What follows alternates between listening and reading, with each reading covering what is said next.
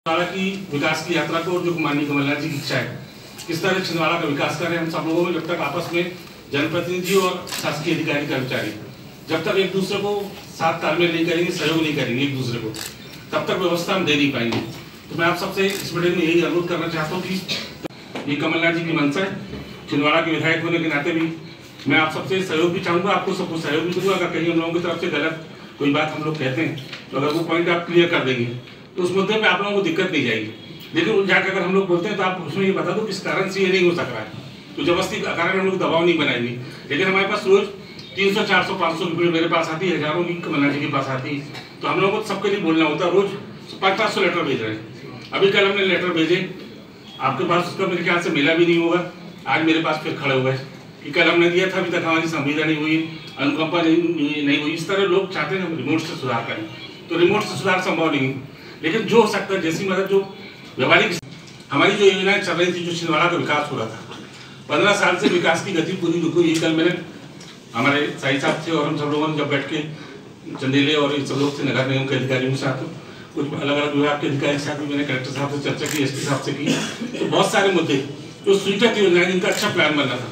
जैसे आज तक छिंदवाड़ा शहर में गंगा भैया आप लोग समझते थे जो माचा गोरा का पानी आ रहा है वो शहर के लिए आ रहा है, लेकिन उसका प्लान जब मैंने कल पहली बार देखा तो प्लान 24 गाँव के लिए, शहर के लिए नहीं, और जनता इस तरह गुमराह हो रही। अधिकारी मैंने वहाँ की जो पाइपलाइन का डाया देखा, मैं खुद पीएचसी मंत्री रहा हूँ, वो जिस डाया का पाइप दे रहा उससे छिंदवाड़ा शहर की पेयजल की पूर्ति संभव नहीं। बाबूलाल गौर जी, जो गुप्ता जी एएनसी और हमारे राकेश साहब जी मेरे पीएस थे, उनको ले जाकर हम लोगों ने इसकी शुरुआत की थी।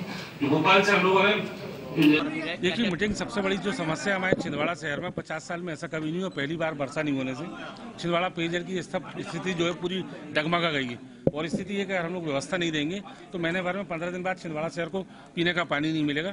तो चाहे माचागोरा की बात हो, कन्हरगांव डैम की बात लिफ्ट करके पानी लाने की बात हो, या वैकल्पिक स्रोत टैंकर और ट्यूबवेल जो भी हो सकते हैं, 50 नए ट्यूबवेल, 50 टैंकर और साथ साथ माचागोरा का और कन्हरगांव का पानी प्राथमिकता के आधार पर कैसे जनता के बीच में पहुंचाया जाए, जनता को पेयजल से कैसी राहत मिले, ये व्यवस्था के लिए आज पूरे अधिकारियों से हम लोगों की मीटिंग आप लोगों के सामने हुई। और मैंने अलग अलग विभागवार अधिकारियों को संबंधित बुला के सबसे चर्चा की। माननीय कमलनाथ जी के निर्देश से उसका पालन प्राथमिकता के आधार पर, गुणवत्ता के आधार पर सही प्लान बन के सही काम जनता को लाभ मिले, ये हम लोगों ने किया है।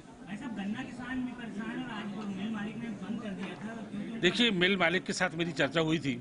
जो सब जगह खरीदी की जा रही, जो रेट प्रचलित दरें सब जगह की, वो कहता है कि हम सब देने को तैयार हैं, लेकिन अलग से एक्स्ट्रा कैसे देंगे। अगर एक्स्ट्रा वो पैसा देगा तो उसको फायदा नहीं हो रहा है। तो मैं जनप्रतिनिधि, मैं खुद भी किसान हूँ, सबसे बड़ा गन्ना का उत्पादक मैं भी हूँ, तो मैं भी चाहता हूँ गन्ने के पैसे ज़्यादा मिलें। लेकिन हम लोग बैठ के हर बार, पहले हम लोग जब थे तो हम लोग बैठक करके यहीं कलेक्ट्रेट में इसी सभागृह में रेट निर्धारित करते थे। हम अन्य जिलों की मिलों से, जो बड़ी मिलें हैं, जो पात्रता आ रही, किसानों को जितना पैसा मिलना चाहिए उसके आधार पर व्यवस्था लागू करा देंगे। आपने कहा कि बर्मन की जमीन पे ये सब होगा, लेकिन उस पर कभी कोर्ट केस चल रहा है, तो उसके देखिए, कोर्ट केस विड्रा किए जाएंगे। कोई बोगस कोर्ट केस लगा देगा तो बोगस कोर्ट केस में कोई कोर्ट गलत आदेश नहीं करेगा।